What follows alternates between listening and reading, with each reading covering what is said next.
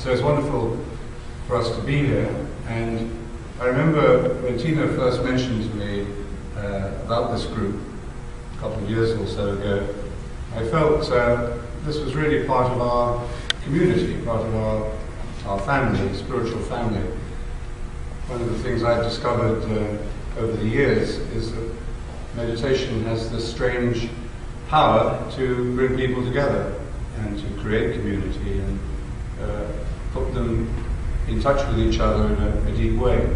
So I felt that this group has always been part of our family and our community, and I look forward to being here with you and to sharing a little of our understanding of meditation with you, but also learning from you in the discussion and sharing time that we have later. I would really like to hear what you have to say about meditation and what it has meant to you in your life. And I've no doubt that you've got something that I can take from here and share with people in other parts of the world. And I travel a lot. I'm a monk, a Benedictine monk. I have two monasteries, one with walls and the other without walls. And the one without walls is the meditation community, which is in many countries now. So I travel a lot around that monastery without walls, meditating with people and introducing people to meditation and helping communities to grow. But in the process, I learn a lot, and I'm very much enriched by this kind of sharing that we'll have today. So I'm very grateful to you all for who you are, what you're doing, and maybe just to let you know that you are part of our community.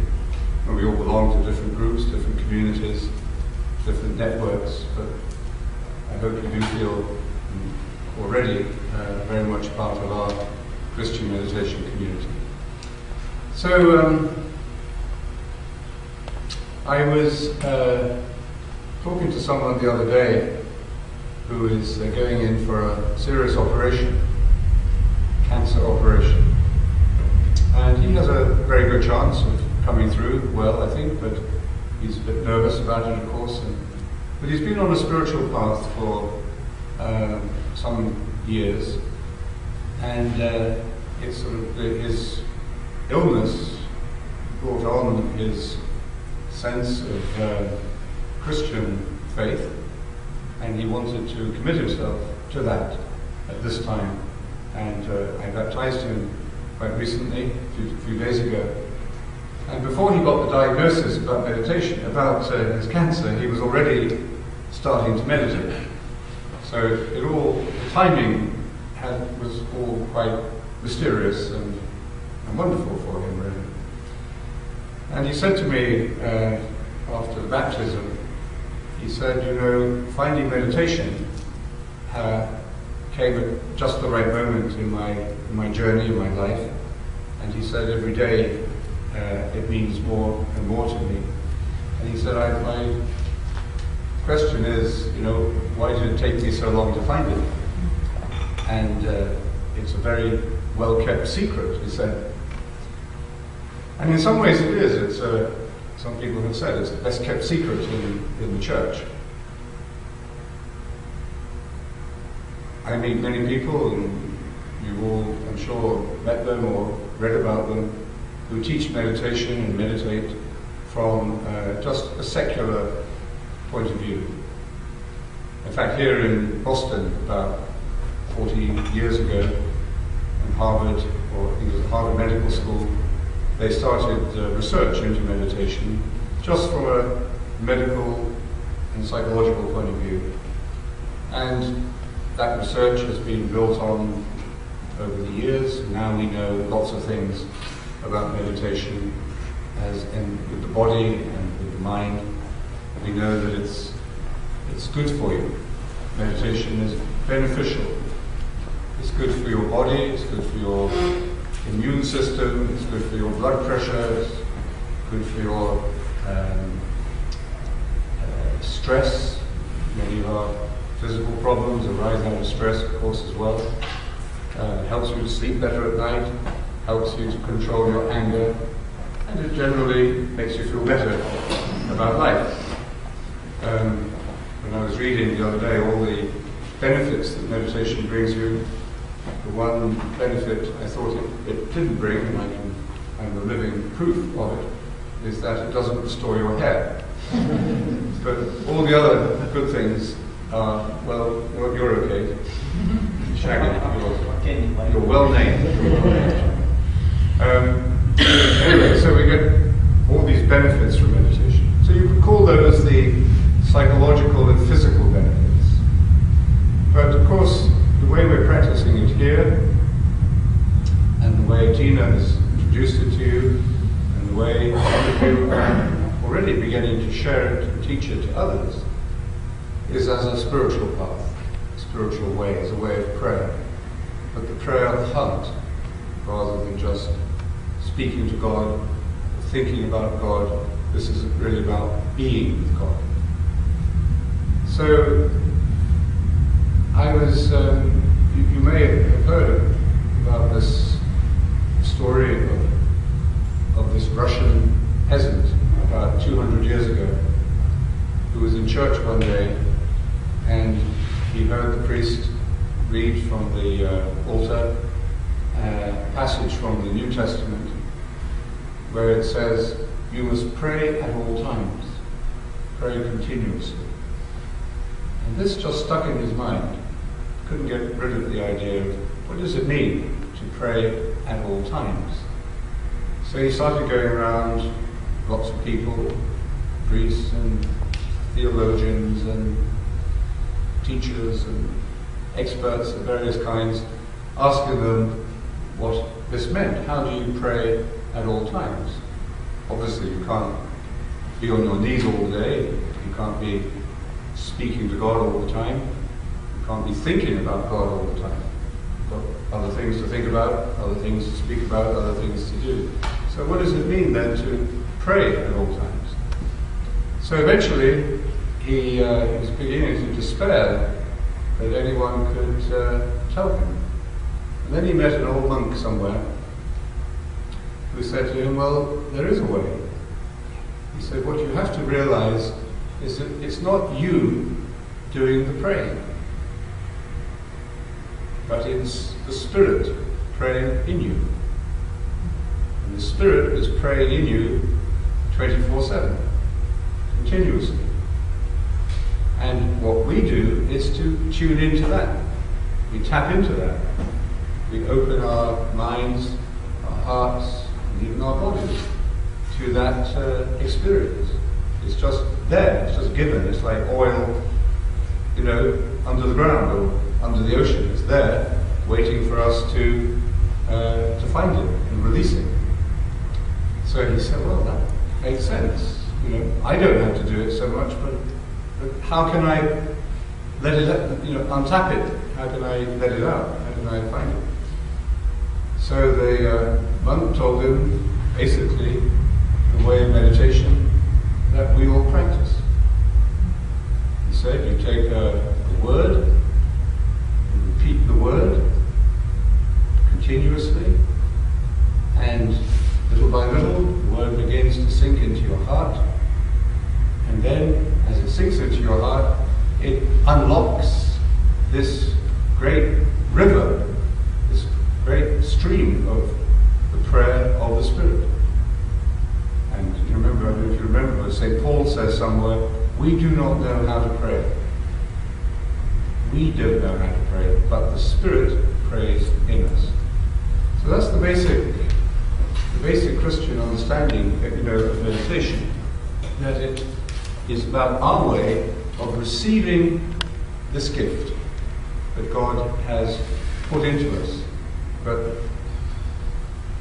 you know, the human person, each one of us, whatever history we've got, good or bad, good times and bad times, success or failure, we've all had a mixture of them all. But every single one of us is like a parcel that has not yet been fully opened. And when you give a present to someone, you like to wrap it up a little bit because it makes it special. And it's quite fun then watching the person, especially children, unwrapping the parcel so that they can find out what the gift is inside. And in a way, that's what life is.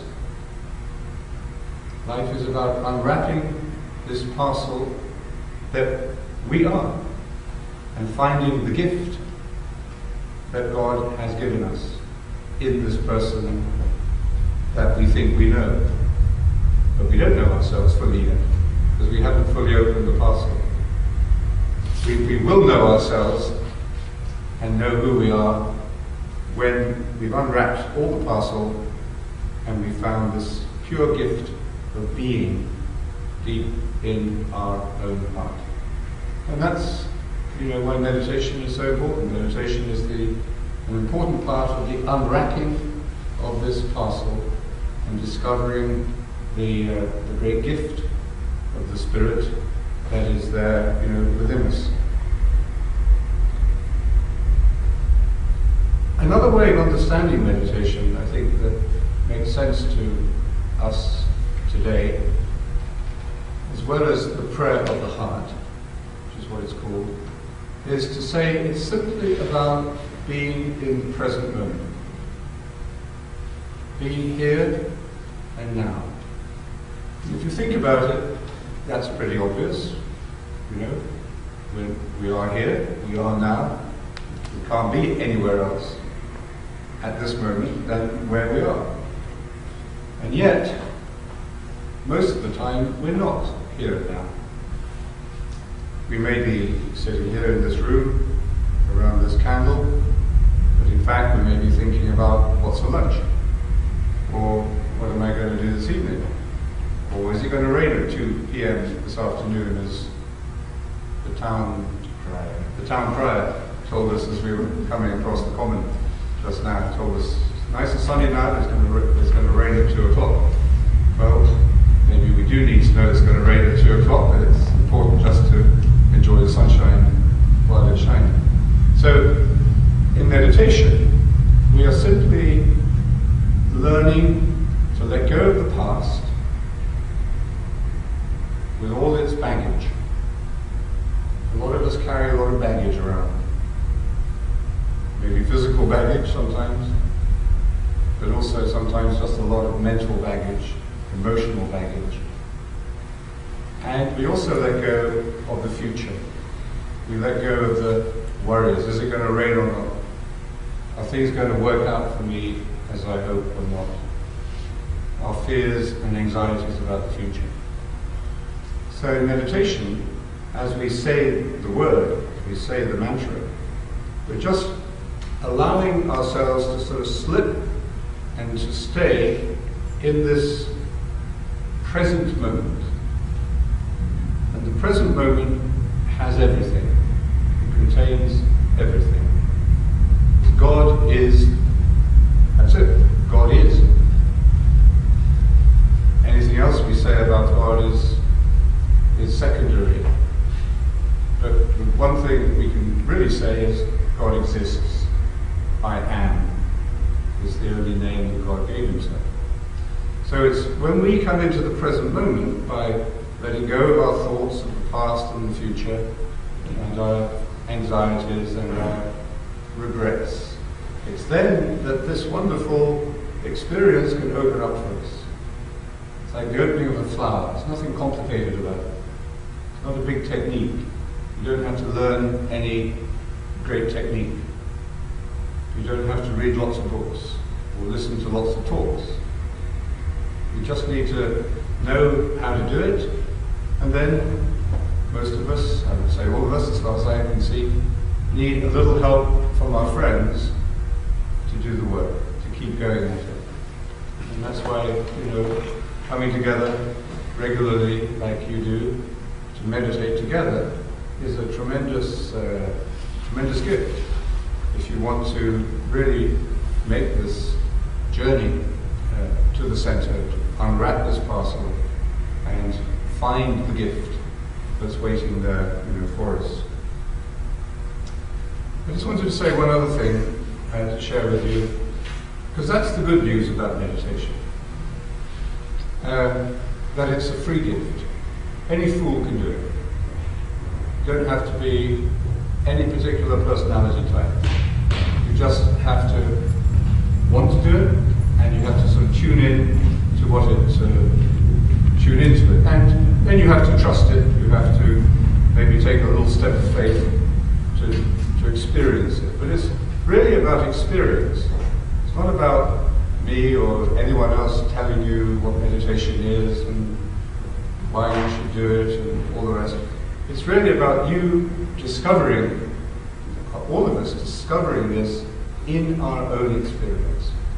So experience is the real teacher when meditation is there. But we're not the first people to meditate. And this is a journey, this is a process that we start. And like any journey, sometimes it's going to take you to a few difficult moments, some bends in the road, some times when you miss the connection, you miss the bus, and you're left standing there in the rain. Sometimes the journey doesn't unfold smoothly. So it's very helpful to have some sense that you are making this journey in a great family, spiritual family, that is bigger than this group, bigger than our global community. In fact, it goes back right to the very beginning of our Christian tradition, the teaching of Jesus himself. And maybe later we can talk a little bit about that, because when I read the teaching of Jesus on prayer, I see him teaching exactly what we're doing. He's teaching us, doesn't say you have to go to church, synagogue, mosque, temple. He doesn't say you have to pray this way or that way. What he says is what? Go into your inner room. Let go of your fears and anxieties and desires. Learn to pay attention and be in the present moment. That's basically his teaching. So he's teaching us this way of meditation. But the thing I just wanted to mention was that on any journey we will run up against blocks or diversions at times. Suddenly you're going along a nice clear road, and then suddenly the road is blocked and you've got a diversion. Well, it's very helpful to know from our Christian tradition, from people who've made this journey before us, what some of those blocks might be, so that we can handle them better when they come up. And the early Christian monks actually named these blocks with labels that we're all familiar with, actually. Anger, pride, lust, greed, laziness, despair, and a few others. So, is there anyone here who hasn't at some time come up against one or other of those blocks? There's about 100. 100 of them, yeah. Now, has anyone come up against all those blocks at the same time? Okay. All at the same time? Wow. That's a big block. Life is complicated. Life is very complicated. Well, there are certainly... Life on life's terms is very, very complicated. Yes, it can be. That's why meditation is the great simplifier. Yeah. Anyway, usually you don't meet all these blocks at the same moment.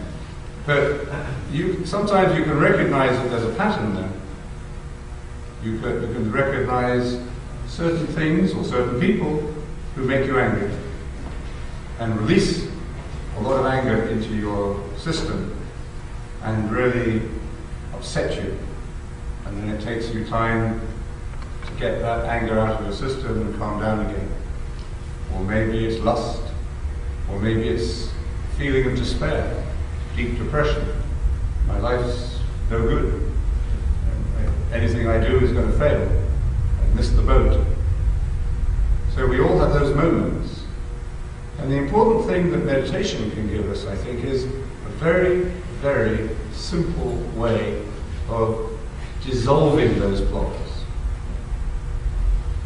Because it's really, those blocks are not so big as we think. When they come, they seem like the biggest things in the world. And we think we can never get through them. But you simply have to sit there, come back to the meditation, say your word faithfully, and little by little, those blocks get dissolved. And when they get dissolved, then they may come back again, of course, later. But each time they come back less powerful. You're gradually reducing their power over you. And as they reduce, so your heart opens.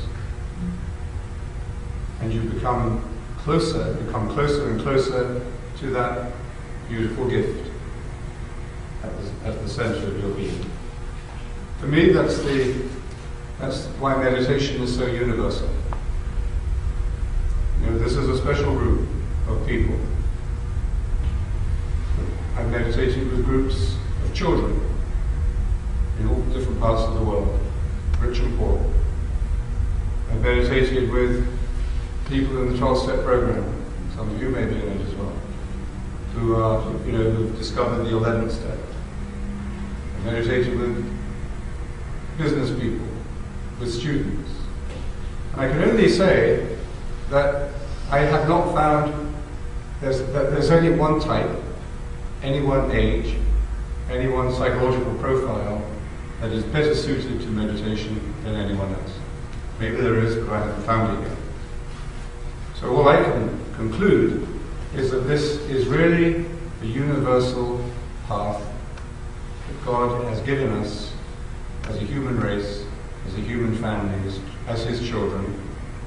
And it's a simple way to be what God wants us to be, to accept the gift of our being, and to get over the blocks that life presents. Even getting over those blocks may be part of the work we have to do. When you see meditation like this, it's not just about lowering your cholesterol or improving your blood pressure. When you see meditation like this, I think then it makes sense when you read or when you're told from the spiritual tradition we belong to that meditation is the work of love. And that, I think, is the best explanation we have of why it works, because it is the work of love. We know in Christian faith that God is love. Simple formula that fits every situation. God is love. And meditation is the work of love in two senses. First of all, it is allowing God's love to work in us. So it's allowing ourselves to be touched and healed by His love. And in the other sense, it is about our learning little by little how to love God. And what does love mean? Think of any moment of love in your life, at any point in your life, where you have felt love. And I think when you call that to mind, you will be remembering a moment when you felt that someone, somewhere, was paying attention to you. As you are, for what you are, here and now. And accepting you just as you are. I think that's what love is. It's paying attention and accepting the other person. And of course, to love yourself is the same thing. You have to accept yourself as you are and pay attention to yourself in the right way. So that's an explanation, makes sense to me anyway, of why meditation can be called the work of love. And if there's one benefit of meditation that overrides all the others, is more powerful and more meaningful than all the others, it's simply that it makes you a more loving person. You become a little center of love wherever you are, walking around the streets, waiting for a bus, sitting in a room, wherever you are. You become a little dynamo of love. This life of the Spirit that's going on in your heart is pouring out of you, even if you don't say anything. I had an old friend of mine called Rosie Lovett, who's 95 years old, who died about 2-3 weeks ago. And I'd known her for about 30 years, since she began to meditate. And she was one of those very rare people that she got meditation immediately, understood it immediately, took it up on a daily basis and never let go of it. Most of us, including me, you start, you stop, you don't do it very well for a while, and it takes some time to get into it. But Rosie just went right into it. And then in the last few years of her life, she had a lot of losses. She lost 3 sons and a husband, a lot of suffering. And but in the last 2 years of her life, she began to lose her short-term memory. She never went into complete dementia or Alzheimer's or anything, but she always recognized me. But the conversation was always very, a bit cyclical, a bit repetitive. But whenever I went to see her, I'd be traveling, I'd come back to London, and I'd like to go and see her and say Mass with her and meditate for a while together. And she was already in a continuous state of prayer. She'd meditated very regularly, faithfully for many years. And then, when her brain cells started to go, her heart kept going. And you felt it. You just had to sit with her. And you knew that this was a loving person, just doing nothing really, except emitting, like a signal, beep, beep, beep, just emitting this power, this energy of love and peace. And you just had to sit with her for a while and to know that she was blessing you. She wasn't saying anything or doing anything. She wasn't trying to do anything. So that to me was a sign of how meditation can bring us into continuous prayer. And if any of us could come a little bit close to that, we would be very blessed. Okay, well let's take our time to meditate together.